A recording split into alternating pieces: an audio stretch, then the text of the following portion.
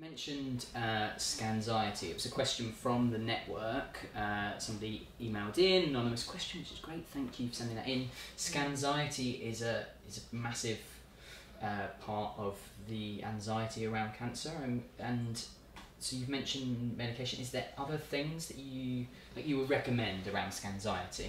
Yeah, I guess it might be useful to look at Scanxiety, which is a term that I wasn't familiar with. You've never heard of Scanxiety before? No, oh, it's a hip word that we like to use. Well, given that I'm not hip, then right. I think it's understandable. So yeah, but within the body of psychology, we do know about people getting anxious, of course, about their scans.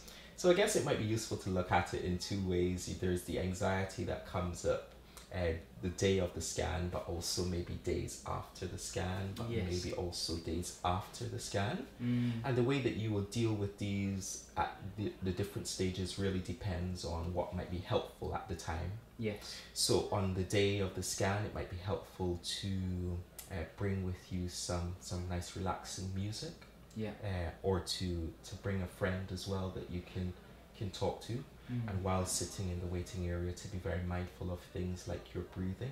Yes. It might also be useful on the day, but even before and after the scan, to maybe have a look at how you are even thinking about scan results. Remember that we get anxious if we feel threatened, and sometimes the threat is within our own heads. Yeah. So if we've already told ourselves that the result of the scan is going to be negative, then you can see how that's going to lead to anxiety. Yes. So what I would encourage you to do then is start to bring yourself back and realize actually a negative result is only one way that this scan can go. And that it might be useful to start to think about the other ways in which the scan can go. That can serve to reduce the anxiety as well. I guess what you don't want to do is become preoccupied with the scan in general. Yeah. So whether or not it's before or after. So, encouraging someone to do the things that they would normally do. Yeah. So don't stop yourself from exercising, don't stop yourself from going to work, spending time with friends, watching your favorite programs. All of these are things that we would encourage people to continue to do before and after, because being preoccupied with the scan results is obviously just going to make it more difficult.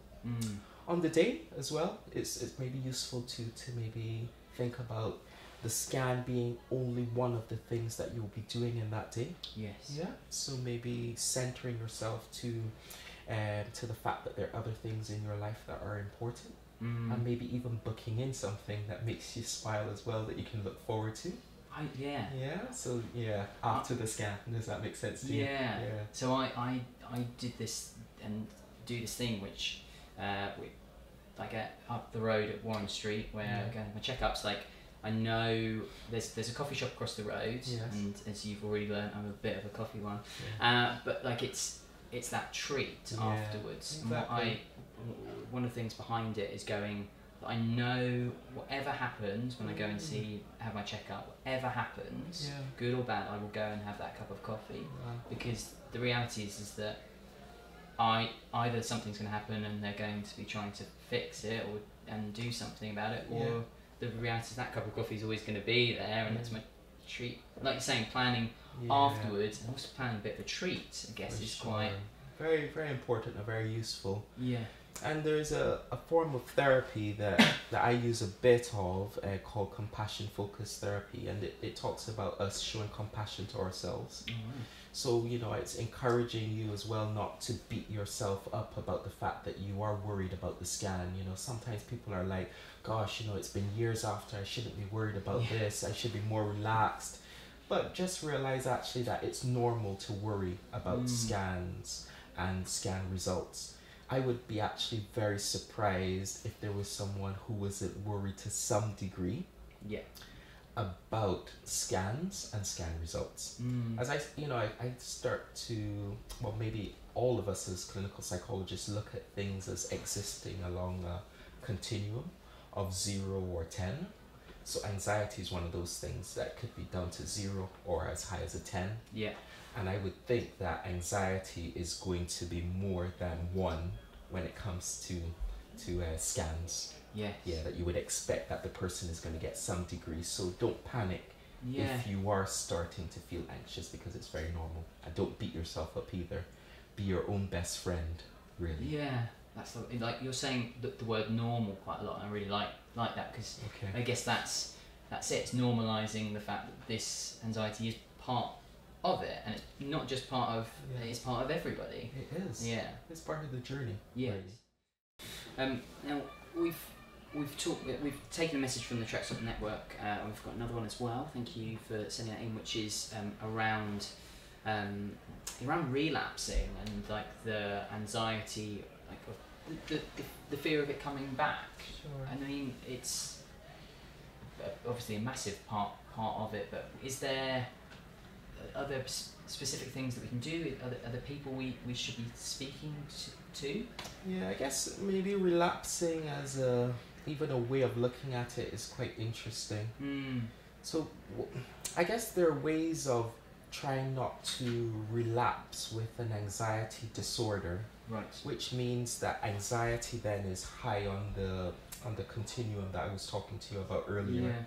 So you might have like social anxiety disorder, you may have panic disorder. These are things that can be treated, and you can actually work towards not relapsing with them.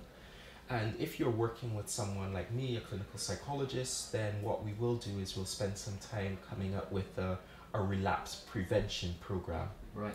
Which is you're starting to become mindful of what were the things that caused you to become anxious before. What did you do to work to help you manage that anxiety? So if you did that before, you need to remind yourself to do that again. What are some of the things that you're doing on a day-to-day level? You're sleeping well, you're eating well, you're exercising. So all of these things you can make sure that you're doing that might prevent relapse for an anxiety disorder. Yes. If it's anxiety though, normal feelings of anxiety, then you can't really stop relapsing from them because they're normal. Yes. So you're not aiming to not have them ever again. You are just aiming to learn how to let them come and to let them go. Let go. Yeah. So different ways of looking at it. Okay. Yeah.